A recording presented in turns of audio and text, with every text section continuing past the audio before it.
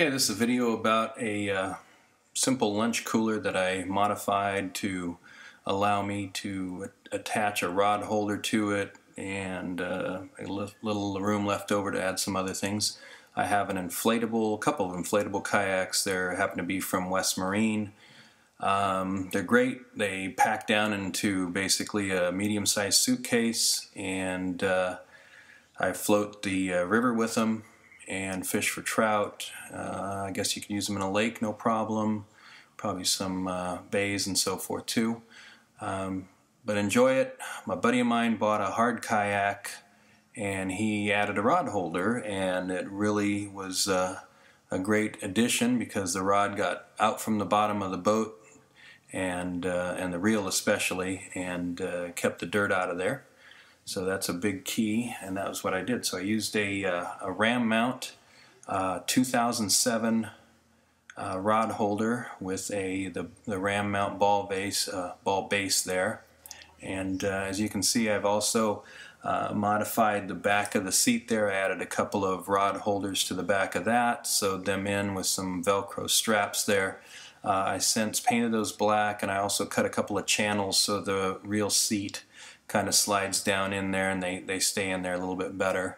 But really this is about the cooler that you see at the front of the boat there, and the ability to have a rod holder, and it's a big improvement. I didn't find anything on the web that had any such items for an inflatable. Everything's about hard kayaks. As you can see, there's the base unit there. The base of the unit is attached with 3 screws. I added some liquid nails to it, but nothing sticks to polyethylene. It did it more for a seal, I guess, but that's the problem. That's kind of was a little bit of a trouble, and this is what I figured out to do to be able to attach that. So here is my cross member there, the bracket that I created. I used a pocket hole jig, a Craig pocket hole jig, to attach all the pieces of wood together with pocket hole screws, and also drilled 3 small drill holes with a small drill bit. And we've got 9.5 by 2 on the cross member, the top piece, and the angled bracket is about 9 3/4 by 1.5 inches, and the base is about 2 5/8 by 3.5. And these are just spare pieces of wood that I had, and I cut to a basic size. The cooler itself is 13 by 9.5, so that's why I made the width of the unit 9.5, and it is an Island Breeze igloo cooler. Here you can see the 3 holes that I drilled.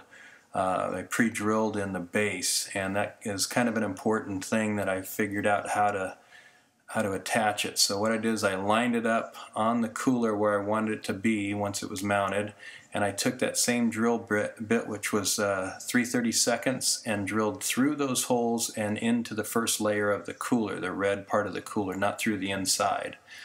Then I took a larger drill bit, 3/8 drill bit, and widened those holes out. And what I used was a number 8 5/8 Phillips head screw, and here you can see I used a soldering gun to kind of make a keyhole shape on the holes that I'm going to insert the screws in. So there you see those 5/8 number 8 Phillips screws there, and what's going to happen is you're going to leave just enough room to slide those in through those holes and then slide them down into that keyhole area that I burned out with that solder gun. And that's just thick enough to get into there and slide down. There's the adhesive that I used. Again, I don't think it really did make much difference. So I put it on there, I clamped it. But just so you know, when you put it on, it's got to be really snug to slide down, because the screws are really the only thing that's holding it in there. On the other side of the cooler, I sewed from Harbor Freight. I was able to get a retractable dog leash, which I ended up using for my anchor.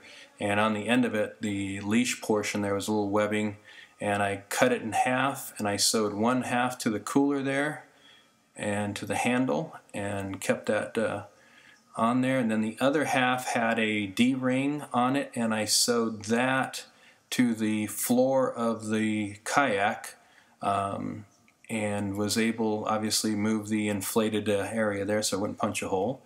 But that's able to keep it from tilting. When you put a fishing rod in the rod holder, it keeps it from tilting backwards, and you just kind of measured that out.